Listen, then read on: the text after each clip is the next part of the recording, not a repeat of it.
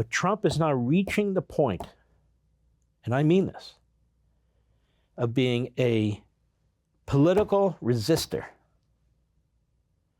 I don't mean a Republican Party resistor, a political resistor who they seek to put in prison, where we will literally have our first major political prisoner in American history.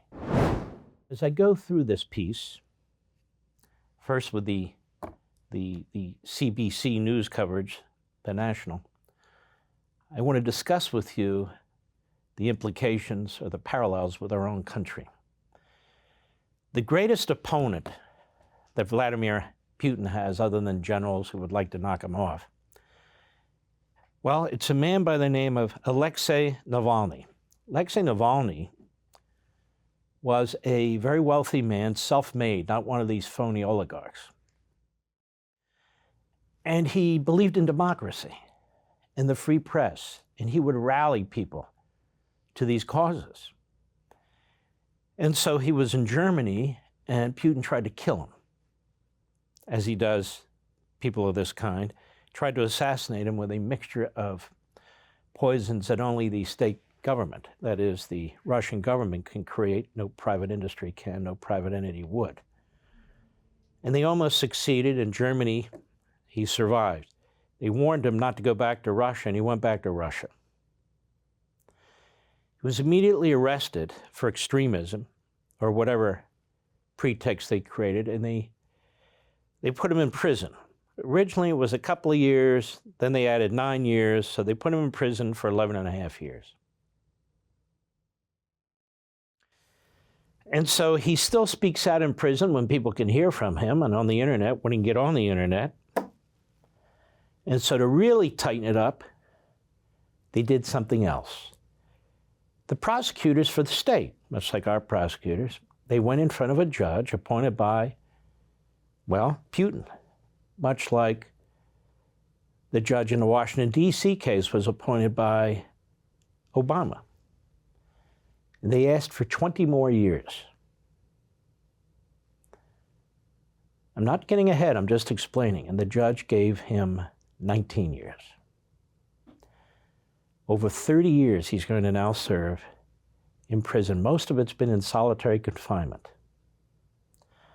on trumped-up charges. On trumped-up charges. Let's take a look at this, then I want to discuss it further. Go. The prison hall is drab, the verdict bleak, but Alexei Navalny, the tallest man on the video link, jokes with people around him. That charisma scares Russia's leadership, as does Navalny's ability to draw a crowd of supporters outside, even though they risk becoming police targets themselves. He's a model politician, says one supporter, so courageous. 19 years were added to his current sentence of 11 and a half. But on social media, Navalny said the number of years does not matter. I perfectly understand that, like many political prisoners, I am sitting on a life sentence, where life is measured by the term of my life or the term of life of this regime. We have to put all our efforts in trying to get rid of Putin, and this will mean that Alexei will be free. Russian President Vladimir Putin has long dismissed Navalny. He won't even say his rival's name. Was it an attempt to put Navalny in his place? Maybe, says Andrea Chandler from Carleton University, it's irrational spite at a documentary on Navalny that won an Oscar this year. My husband is in prison just for defending democracy, giving Navalny a Hollywood platform. It seems that from what we know about Vladimir Putin, he's not above those kinds of petty personal motivations. From Canada and other countries, the sentence brought condemnation. From the UN, a rebuke. Raises renewed serious concerns about judicial harassment and instrumentalization of the court system for political purposes in Russia. And there could be more. Navalny faces further charges of inciting terrorism, which could add another 35 years to his sentence. I want to tell you what it sounds like to me, and the parallel between what Biden and Putin have done to their leading political opponent. The use of the state, the use of prosecutors, the use of friendly judges, the use of long sentences, the threat of long sentences.